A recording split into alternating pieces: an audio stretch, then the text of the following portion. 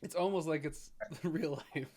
Yeah, like, as close to real life as we can get right now. Right? Exactly. This is Comic Burrito, a podcast, interview style. I'm Todd. I'm Cole. And I'm Nick, and we are here with Justin, the writer and creator of Project Shadowbreed. How's it going, everyone? Good. How's it going? Good. Thank you for having me. Are we all in the same hometown right now? Oh. I'm right in Grand Rapids, Cutlerville area. Yeah. Okay. Yeah. I'm northern Grand Rapids. I'm in like Plainfield Township area. Okay. Yeah, and I'm in Walker. So Okay. We got kinda... yeah. We got the triangle of Grand Rapids covered. Nice. Nice. Justin, how long have you been like writing comics and stuff? Well, I started writing these. Well, I got back into writing, I'd say probably 2013, 2014. Okay. I was always like the lyricist for like the bands I was in high school and after high school. So writing has always been a passion of mine, I guess, but I didn't really pursue it until I had a 12-hour shift job, and like these ideas, this is how I entertained myself as a boring machine operator, was telling me these stories about these characters, and then I'd tell them to my wife, and she, kind of supported me and told me to start writing them. And then I had a friend I was bouncing the ideas off of, and here we are in 2020 with Project Shadowbreed rocking and rolling right now. So it's been about, I'd say, 7 years, but didn't really get serious till like the last couple here. That's right on. It's awesome. Yeah, Awesome. I've gotten to read through the first 5, and I'm really enjoying it. What obviously aside from Project Shadowbreed, what are you into reading right now? Especially since we're all locked down, we have a lot of free time. What do you find yourself gravitating towards? What do you like to read? Do you have a favorite comic? Favorite comic book, I guess it would be Exo Manowar from Valiant. I'm a Nice. big Valiant universe guy. Cool. I got into them about 2012-ish, 2013, right around that same time I got back into writing. I fell in love with the Valiant universe, so I'm actually getting ready to go through all the Exo Manowars and start, just reading through. I loaned them off to a bunch of friends, so I got to make sure they didn't mess up my stuff. So Did they just reboot that? They just released, I guess it'd be considered Volume 3. Okay. New number one just started. Okay. Dennis Hopeless is writing it, I believe. Okay. I have not read like any Valiant because someone told me that like just everything's all connected and it's just a big massive thing, and I'm just not ready to like take a plunge. But I highly recommend it. Highly recommend start with the Robert Venditti run on Exo Manowar. If you don't fall in love with it in those first 2 arcs, you probably won't like the Valiant universe. But the first Exo Manowar arc, that's what got me really back into it, and I wish they would bring him onto the big screen. That would be freaking awesome. When you started writing, you came from like more of like a musical, writing lyrics and stuff like that. I guess what kind of music did you make when you were like writing these kind of lyrics, and like how was transitioning from writing lyrics to comics really change your style? I was in a lot of punk bands. I'm very influenced by Rancid and all those the classic, the good stuff. I see a Tim Burton or a Tim Armstrong fan over there. I see that. But yeah, I started like playing punk bands, pop punk, I guess like post punk, hardcore. Like I was like the screamer and all that stuff in it, and it kind of just, I put my heart and soul into those songs and stuff and the lyrics, and then it's kind of like the same thing now writing these comics. I take it, it's very personal. A lot of influences from my life and like friends and family and stuff that's happened. I find ways to work them into the story. So if you know me on a personal level, you can pick up on a lot of that stuff that's in the stories and in the writing. My wife is the editor, and so it's there was a lot of fights in the beginning because I told her like she's the smartest person I know, so and she grew up reading like Harry Potter and all that stuff and never read comics, so I figured it was like a a good blend, having someone who never grew up reading comics to kind of give their 2 cents. And every edit or suggestion that she made kind of made the story better, even though I got mad at her and was like, no, that's stupid. That's not what I wanted to do. And then after a couple fights and we figured it out, then we realized like, all right, me writing it and you actually telling me this sucked, this works, fix this, that's dumb, is actually a pretty sweet formula. So we kind of just went with that. Like when I was in the bands, it was kind of the same thing. I'm like, hey, here's some sweet emotional lyrics I wrote, make them sound good with a melody.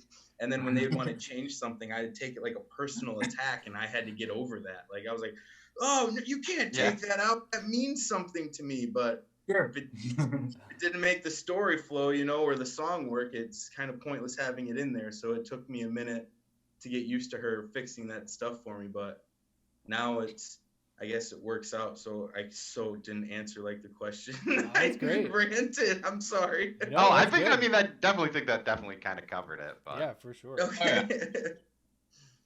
I told you I'm a rambler. No, you're good. Yeah. No, all good. Where did you get the idea for this book?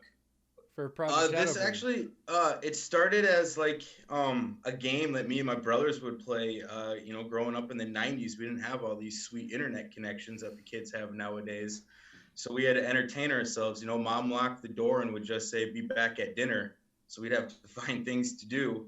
And it started with like, I would be a guy who was a werewolf who could control his mutation. My brother would be kind of like a cheetah or leopard person who could like run fast through the trees when we were running through the woods. And then our youngest brother was like a spider guy, not Spider-Man, like he could turn into like an actual spider. So he was always running through the vines and everything. Yeah, it was like our own little adaptations on stuff. And then I would probably pull a book called Spider Guy. Yeah, that would be hard to do, trying not to copy Spider-Man or the Spider-Man when he turns into Main Spider. Yeah. Like trying to make sure it's a state original, but yeah, that could work. It'd be interesting. Spider dude, man. Yeah. Right? But yeah, it started as like this thing that we ran around as kids doing, and then it kind of just like, I was bored standing there running a machine and needed to entertain myself. So I would just be like, all right, well, what if there was, I loved Underworld. So I was like, all right, what if there was a guy who could control his werewolf mutation like the Lycans, but like was like a military operative. And then it started turning into, what if he became a CIA operative? What if he could do this? And I would just play these stories in my head like movies, and then I'd want to talk about them because I'm like, oh, you should have, this cool scene happened in my head, and then I'd just be talking about it. And then, the wife was sick of hearing me talking about these and told me to start writing them. And yeah, that's how it just started all flowing together. It was almost kind of like what's that movie? Slumdog Millionaire, when he remembers all these weird things. Yeah. It's kind of like that, but like with making a comic. Yeah. Do you want to give everybody a synopsis who isn't familiar with Project Shadowbreed? Kind of the just the bullet points of what they're going to be reading when they check it out. Yeah, I guess Project Shadowbreed, the easiest way to sum it up is it's a scientific take on werewolves. There's no mythology behind them. There's no full moon. You don't have to be bit and you turn into one, a couple days later. Scientists got a hold of some stuff, created a serum in a lab. Instead of making super soldiers, they're making werewolf soldiers. And they create Merrick, and you find out as you read along through the series how Merrick got stuck in his mid-transformation between half man and half werewolf, and he's broken out by another friend of his that you learn throughout the stories. I don't want to give too much away. No, yep. That's always the hard part. Like, oh man, I could tell you guys everything. I would love to tell you everything, but I can't. And what happens in issue 6? Yeah. Yes. There we go. Issue 6. Oh, it starts off the arc for Bloodlust. It's going to be awesome. A lot of cool stuff is going to be happening. I guess the overall theme for the arc is people want to make more werewolves, and Merrick holds the key. So that's what I'll let you know for the second arc. Nice. All right. Yeah, there's a lot more cool. I got a lot more cool little like projects that Syntech was creating to come after Merrick. Sweet. A lot of cool stuff is happening. I'm ready for some more hybrids. I don't want you to spoil anything or anything like that. But yeah, no, Yeah. I like where all the different things that could come out of this. Oh, Yeah, and if I'm glad you guys Spider- like it. That's awesome. If you have Spider Dude in one, maybe Yeah. just like I might give have to us a break shout it in. out or something for helping you create that. Maybe I'm Spider eating a Man burrito. is Cole. I don't know. Yeah. Or he could always just be like eating one as his snack. Because Yeah. as you guys read as you saw through a theme throughout the books, Merrick's always eating, Mhm. and you kind of learn why as the story goes on in the next arc and everything. Awesome. Okay. Are you working on anything else? Yeah. If you in issue 4 we introduced the Red Hyena, Mhm. and we're doing her own series as well. So issue 2 for her actually comes out next week. Oh. We gave her own little 3-part miniseries to kind of tie back into Project Shadowbreed number 4 and show a little more of what happens in her side of the universe. Cool. And it's, the artist and myself, we had a lot of fun doing it, and so he wants to do another little run, so I'm getting ready to fire up the keypad and put out another little full 5-issue arc for her that runs alongside Project Shadowbreed, and then she makes another appearance as well in PSB. Nice. And where can people find this? You guys can find everything at AmazingActionComics.com, our online store. We have all 5 issues of Project Shadowbreed up there right now. Next week we'll have both issues of Red Hyena up there. I think we took down the merch store because we're working on a couple new stuff like these sweet hats and shirts we got for Amazing Action Comics.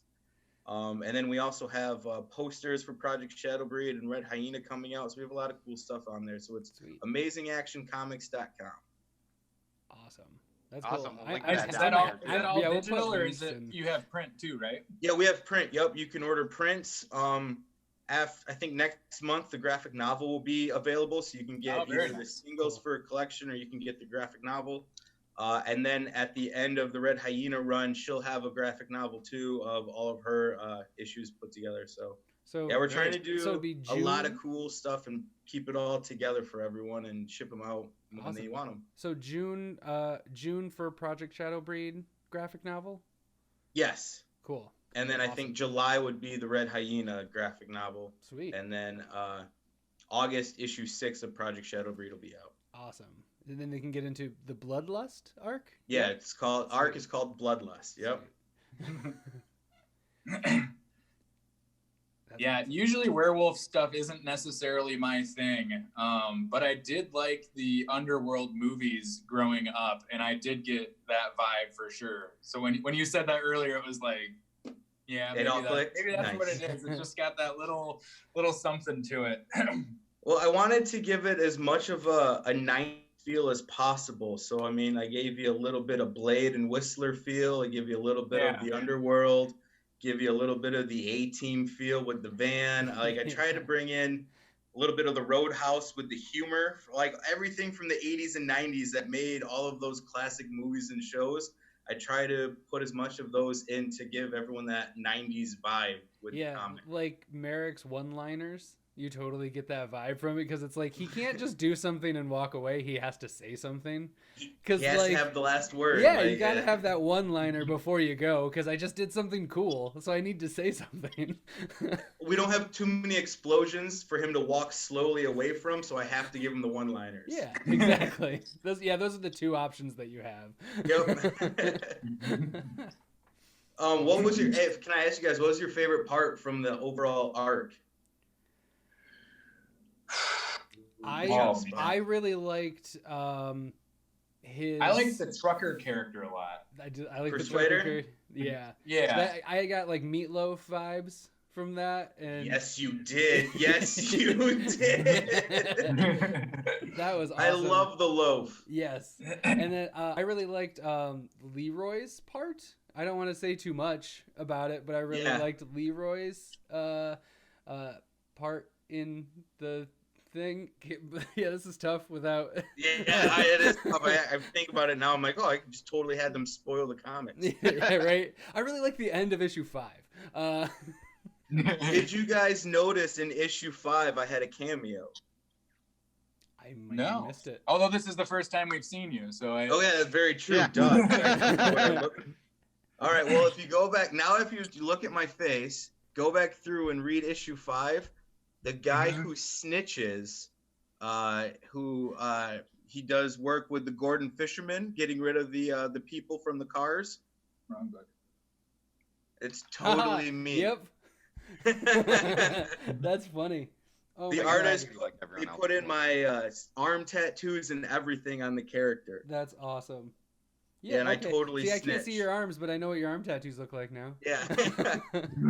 That's awesome. That's really cool. Ooh, that's- So Stan Lee makes a cameo in every movie. Yeah. The thing that we're doing is in every arc for every character, I make an appearance, and normally I'm probably going to die. So, Yes. Nice. A little Kenny inspiration there. Yeah. Yep, yeah, it's a little bit of that. Yeah, I'm always gonna die. Issue 5, I snitch, and Merrick takes care of the snitches, gives me them stitches, Yeah. and yeah. Oh, nice, I just saw it. Does he leave like one snitch? Like it's they don't end up very well. No, yeah, Merrick doesn't leave. He does in Bloodlust. He does come across someone that they find is useful that they leave around for intel, but yeah, I wouldn't want to go through what that guy goes through to what they do to make him talk. So Awesome. And then we do have one final question, probably the most important question. Yeah. Cool. So describe your favorite or perfect burrito. oh, Yeah. so we're gonna go beef. Nice. We're gonna go some fried rice. We're gonna go an abundance of peppers, jalapenos, habaneros, maybe some ghosts. Really give some fire in there. Is the beef ground or shredded? Ooh. Ground. We're gonna go ground beef. Okay. Okay. Yeah. Go ground beef. Well, when you're going that much heat, you need the fattiness of ground beef. Yeah, it has to soak it up. Yep. We're gonna go with some Colby Jack cheese, a little bit of pepper jack cheese, and then just some sharp cheddar in there, all mixed in. And then we'll throw in a good dollop of sour cream. I'm really hungry now. Yeah. I had Starving. tacos last night, and now I'm talking about this burrito. Yeah, and then a good homemade burrito sauce, kind of like the Beltline bar or something solid around here, and Good red sauce. Yeah, I think that's it. Nice. Awesome. And then All I'm right. assuming When with can we pick in a these up? tortilla, right? You're not Yeah. doing like something weird. It's inside No, of a yeah, I ain't tortilla gonna do shell. anything. I'm not a new age guy. I write stuff that's based on '90s comics. Come on, I'm sticking old school. Give me 2 tortillas. Yeah.